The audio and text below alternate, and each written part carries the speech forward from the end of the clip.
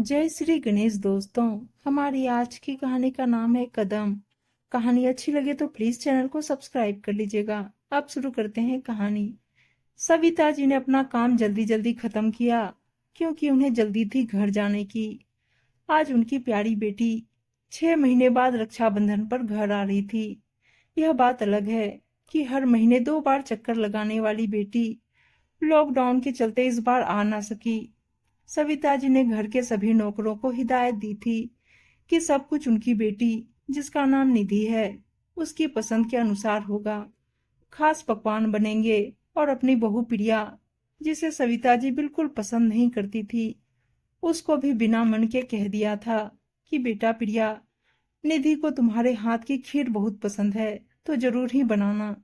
सुबह से रसोई में काम करती प्रिया को यह कोई नई बात नहीं लगी। हर बार उस बेचारी पर यही जुल्म होता है। जब भी ननद आती है, उसकी पसंद का खाना बनाना इतना बन जाता है कि निधि खुद भी नहीं खा पाती और अपनी प्यारी भाभी को बस एक ही बात कहती है, इतना कुछ बनाने की क्या जरूरत थी भाभी। और बदले में प्रिया बस मुस्कुराकर अपना दर्द छुपा लेती। आज फिर वही हुआ। अमन, जो प्रिया का पति है, एयरपोर्ट के लिए रवाना हो गया। निधि की फ्लाइट आने वाली थी और वो घड़ी भी आ गई जिसका सबको बेसब्री से इंतजार था, निधि की घर वापसी का। आज पूरे 6 महीने बाद निधि घर आई और उसे लगा सदियों बाद आई है। सविता देवी ने अपनी फूल सी बच्ची को गले लगाया और उसके बेटे आरब को गोद में ले लिया। प्रिया रसोई से भागती हुई आई और अपने ननद के पैर छूकर बोली, कैसी हो दीदी आप? दिन ब दिन और खूबसूरत दिखने लगी हो। और ऐसा बोलकर प्रिया मुस्कुरा दी। सविता जी ने इसी बात पर अपनी बेटी की नजर उतार ली और बताया कि प्रिया, निधि हर रोज योगा करती है, साथ में संतुलित खाना भी खाती है, तुम्हारी तरह कुछ भी नहीं खाती। यह बात प्रिया को तीर की तरह चुभी। पर यह तो हर बार की बात है। निधि घर आती है, हर बात पर प्रिया को ताने सुनाए ही जाते हैं। आखिरकार हो भी क्यों ना, प्रिया का वजन 85 किलो जो हो गया था। यह बात अलग है, जब वह इस घर में आई थी तब 65 किलो की थी। फिर तो उसकी दुनिया ही बदल गई। अपने मायके में सुबह 9-10 बजे उठने वाली प्रिया अपने ससुराल में 6 बजे उठ जाती है, या कहो उठा दी जाती। दिन भर सबके लिए खाना बनाती है, लेकिन जब खुद खाने जाती है तो कभी कुछ ना कुछ खत्म हो ही जाता है। जो भी मिलता है उसी से खा लेती है।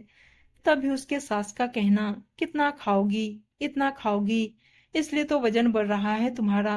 पर वह कुछ नहीं कहती। बेवक्त का खाना नुकसान करता है। जब भूख लगती तो खा नहीं सकती, और जब खाती है तब तक भूख मर जाती है। पर किसको बोले कि उसके बढ़े हुए वजन का जिम्मेदार कौन है। तभी निधि की आवाज उसके कानों में पड़ी, माँ कितनी गर्मी है, यहाँ तो एसी भी नहीं है।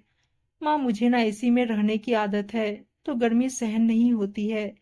यह कहते हुए निधि कूलर के आगे जाकर बैठ गई। रात को सब लोग खाना खाकर सो गए। सुबह उठे तो घर में बहुत चहल पहल देखी। प्रिया ने अपनी सास से पूछा, माँ कुछ काम हो रहा है क्या? दीदी के कमरे में इतनी भीड़ क्यों है?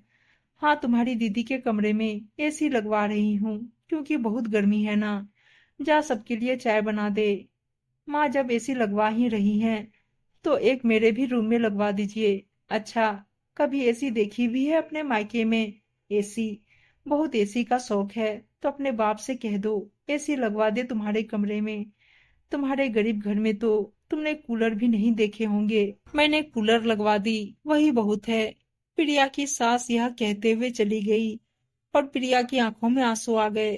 प्रिया ने रात का खाना बना दिया था और सबको खाना परोस रही थी। तभी निधि बोली, भाभी रात के 9 बज रहे हैं, आइए ना हमारे साथ बैठकर खाना खा लीजिए। पर प्रिया की सासू माँ का कहना, बेटा निधि, प्रिया इस घर की लक्ष्मी है, उसे सबसे बाद में भोजन करना चाहिए। पर यह बात प्रिया के साथ साथ निधि को भी चुभी। माँ, अब भी कौन से जमाने में जी रही हो, अब ऐसा कुछ नहीं है। भाभी, आपकी प्लेट लाओ, मैं खाना परोसती हूँ, नहीं तो मुझे भी नहीं खाना। बोलकर निधि चुप बैठ गई। अब अपनी प्यारी बेटी की जिद के आगे माँ हार गई और प्रिया को साथ बैठकर खाने की इजाजत दे दी। प्रिया की आंखें नम हो गई, क्योंकि आज 3 साल बाद प्रिया ने सबके साथ बैठकर खाना खाया, ना कि रसोई में अकेले बैठकर। आज पूरा घर साथ में बैठकर खाना खा रहा था। मौका भी था, दस्तूर भी था, तो प्रिया ने इस पल को गंवाना सही नहीं समझा और डरते हुए घर की मुखिया सविता देवी से पूछ ही लिया, मम्मी जी, इस राखी पर दीदी भी घर आ गई हैं और मैं भी 2 साल से मायके नहीं जा पाई। माँ पापा और भाई सब बुला रहे हैं, क्या मैं भी चली जाऊं कुछ दिनों के लिए अपने घर? अपने घर? यह शब्द ने सविता जी के कान खड़े कर दिए। सबकी बातें एकदम से खामोश हो गई और नजरें सविता जी पर टिक गई। अपना घर? क्या यह तुम्हारा घर नहीं है प्रिया? हमने कभी किसी चीज की कसर छोड़ी है तुम्हारे लिए, जो तुम ऐसा बोली? तभी प्रिया ने बात को संभालते हुए कहा, नहीं मम्मी जी, मेरा वो मतलब नहीं था। मैं तो बस यह कहना चाहती थी कि 2 साल से मम्मी पापा बुला रहे हैं, मैं जा नहीं पा रही थी। अब इस बार चली जाती हूँ, सबसे मिलना भी हो जाएगा। और सविता जी का एक तीर उड़ते हुए प्रिया के दिल पर लगा। बेटा, अभी घर से बाहर निकलना सही नहीं होगा। बीमारी फैली है चारों तरफ, और तुम कैसे जाओगी? ट्रेन बसें तो सब बंद है। पर यह बात अलग है कि घर में 3 कार है, पर वो कार प्रिया को मायके छोड़ने के लिए नहीं है। हाँ, यह बात भी अलग है कि उनकी खुद की बेटी अपने 10 साल के बेटे आरब के साथ फ्लाइट से आई है। यह बात बोलकर सविता जी अपने कमरे में चली गई, पर प्रिया वहीं बैठे हुए रोते हुए सोचने लगी, क्या इस घर में मेरा बस एक ही वजूद है, रसोई संभालने का? मेरी ख्वाहिशें, मेरे सपने, मेरे अरमान, मेरी खुशी कोई मायने नहीं रखती। और अब प्रिया को सब याद हो आया कि 3 साल पहले जब अमन के पिताजी रिश्ता लेकर आए थे, तब क्यों कहा था, बेटी कुछ भी हो जाए किसी के सामने झुकना मत, क्योंकि एक बार तुम चुप रही, झुक गई, वहां से वापस आने का कोई रास्ता नहीं। तुम्हें तुम्हारी पहचान स्वयं ही बनानी है, और इसमें तुम्हारा साथ कोई नहीं देगा।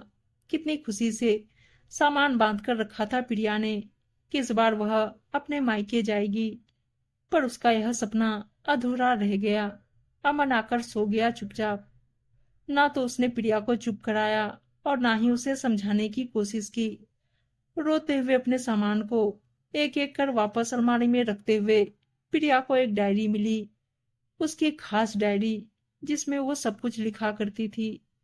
डायरी का पहला पन्ना खोलते ही उसकी सारी पुरानी यादें ताजा हो गई। स्कूल, कॉलेज में हजारों पुरस्कारों से कैसे उसका भरा है। और यह कहानी तो उसकी पसंदीदा है कि कैसे अपने छोटे भाई की लड़ाई में ये बीच में कूद गई थी और 4 लड़कों को अकेले ही धो डाला था। फिर कैसे वो पूरे स्कूल में खास बन गई थी। शादी के पहले माँ पापा बहुत नाच करते थे प्रिया पर, और अब वही प्रिया उनकी आंखों से कोसों दूर यह सब सह रही है। आखिर हो क्या गया है मुझे? हर वक्त लड़ने झगड़ने वाली आज खुद के हक के लिए आवाज तक नहीं उठा पा रही है, क्यों? अब बस बहुत हो गया। अब से प्रिया वही पुरानी वाली प्रिया को वापस लाएगी। मैं नहीं करूंगी तो मेरे लिए कौन करेगा? और कहते हुए सामान फिर से बैग में रख दिया और आंखों को आराम देने लेट गई। सुबह नींद खुली किसी के दरवाजे खटखटाने से। आखिर सुबह के 6 बजे से 6:15 जो हो गए थे। हर बार वो जल्दी दरवाजा खोल देती ताकि अमन की नींद ना खुल जाए, पर आज प्रिया का मन नहीं था, तो वह लेटी रही। और अमन ने दरवाजा खोल सविता देवी को देखकर बोला, क्या माँ, इतनी सुबह उठा दिया? ये कौन सा वक्त होता है उठने का? खुद भी सो जाओ और हमें भी सोने दो, कहकर दरवाजा बंद कर दिया। सविता जी को समझ नहीं आ रहा था कि सूरज आज पश्चिम से कैसे निकल आया। उनका इकलौता प्यारा बेटा ऊंची आवाज में बोला, और प्रिया उठी भी नहीं। चलो कोई बात नहीं, कहते हुए मन को समझा लिया और खुद ही रसोई में जाकर चाय बना ली, जिसकी जिम्मेदारी हमेशा प्रिया की होती। आज प्रिया की सुबह 9 बजे हुई, और आज उसने चाय के साथ ही नाश्ता भी किया, खुद ही बनाकर। सविता देवी ने ताना मारते हुए कहा, अब उठी? और प्रिया ने कहा, हाँ, पर यह नहीं कहा जो वो रोज कहती कि माफ करिए मम्मी जी, आज देर हो गई। इतने में निधि भी उठकर आ गई। प्रिया ने पूछा, नाश्ते में इडली और डोसा बना रही हूँ, आप खाओगे? निधि ने हामी भर दी और सविता जी के पास जाकर बैठ गई। सुबह की सारी बात निधि को बताकर वो चिंता में पड़ गई। ऐसा कैसे हुआ? निधि ने सविता जी को समझाने का प्रयास किया, पर सविता देवी जो हर चीज जो उनके अनुसार चाहती है, उन्हें यह बगावत लगी। नाश्ते पर इडली डोसा परोस दिया और सबने खाया और सब गार्डन में बैठकर बात करने लगे सिवाय प्रिया के। सब अपनी बातों में मशगूल थे कि प्रिया उसकी पसंदीदा महरून कुर्ता पहन, छोटी सी बिंदी लगाए, लटकने वाले कान के कुंडल पहनकर, जुल्फें खोलकर 2 बैग हाथ में लिए सबके सामने आई और ऊंचे स्वर में कहा, मैं अपने घर जा रही हूँ। नाश्ता मैंने कर लिया है और रास्ते के लिए इडली भी रख ली है। आप लोग खाना बना लीजिएगा और बर्तन भी सिंक में रखे हैं, उन्हें भी देख लीजिएगा। और अमन, आप मुझे मायके छोड़ देंगे। और हाँ, मैंने आपका क्रेडिट कार्ड रख लिया है ताकि मैं आप लोगों की तरफ से मेरे घर वालों के लिए तोहफा ले सकूं। अमन ने पूछा, आओगी कब? प्रिया ने कहा, मन किया जब, तब ठीक है। ऐसा कहकर अमन प्रिया को छोड़ने के लिए चला गया।